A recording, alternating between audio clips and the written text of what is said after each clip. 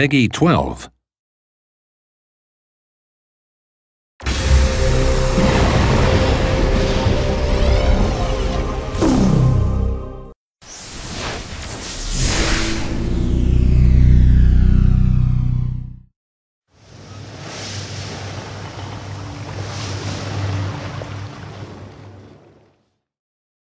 At the beginning of the game, only a few cities are displayed on the chart. You can discover other cities by approaching them with a convoy.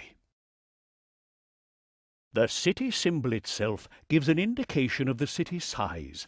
It also shows the commodity the city currently needs most. Special events in the city are also displayed on the chart. You can view all of the information by opening the City Information. It belongs to the dockyard building, which you already know from the trade window. Even if you cannot enter a city because you have neither warehouse nor convoy there, you can still open the City Information from the marine chart. The City Information tells you everything you need to know about a city. The most important factors are nation, population, the commodities producible in the city, and the city type. The latter indicates whether the city is a simple colonial city or home to a governor or viceroy of that nation. This has implications for the city's size, its defense, and its demands for commodities. The reputation that you have with the city's nation has the following effect. If your reputation is less than 25%, the nation will view you as an enemy. That will happen, for example, if you attack their convoys.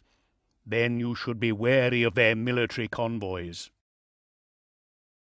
As you've already determined, 4 nations are represented in the Caribbean: Spain, England, France, and Holland. Your reputation with each of these 4 nations will always be shown here. Also shown here is the current relationship of the nations to one another. A nation can either be neutral to all other nations, at war with, or allied to another nation. Relationships between nations are not irrelevant for you. However, they will only play a role when you act for or against a nation and have acquired a letter of marque against a different nation from a viceroy. All that is important at the start is ensuring your reputation in a nation does not fall below 25%, and that the military convoys of nations at war are constantly fighting one another. You can enhance your reputation in a nation only by accepting and fulfilling assignments for an administrator, governor, or viceroy of that nation. These assignments are offered in the city palace, but you need a certain rank to accept them. One more thing about the chart. Each maritime area is associated with a particular power. You can turn the display of this political information on or off at any time. The flag and its intensity shows you which power has the greatest fighting strength here. Normally, cities and maritime regions belong to the same nation, as that nation's military convoys will be patrolling the area. Things become interesting when the city and the maritime region belong to different nations, because then the city might just come under attack.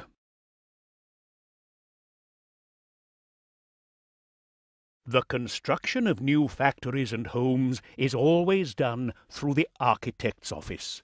In a new city, you must first acquire the appropriate licenses from the architect before you can start construction. You already have the necessary licenses for Port Royale. To build a cotton plantation, switch to Building Construction and select the business. Here you can see which building materials are needed and how much the building materials, construction workers, and the property will cost.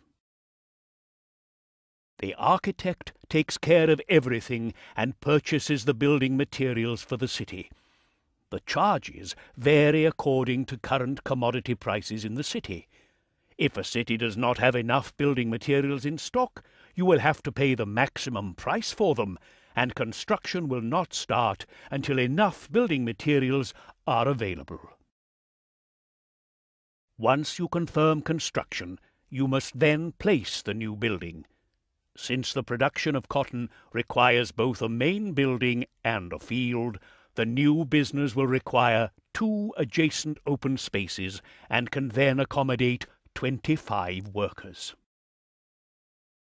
If you want to build another business of the same type, you can choose another space straight away. If you build a new one alongside an existing one, this adds a new field and expands the existing main house.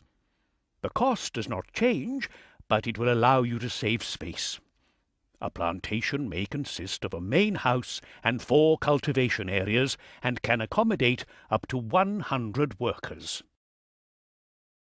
You can proceed similarly with residential buildings. Here, however, each residential building requires its own construction site. On an average, each business requires 1 residential building per field. For example, a plantation with 4 fields requires 4 residential buildings for the workers and their families.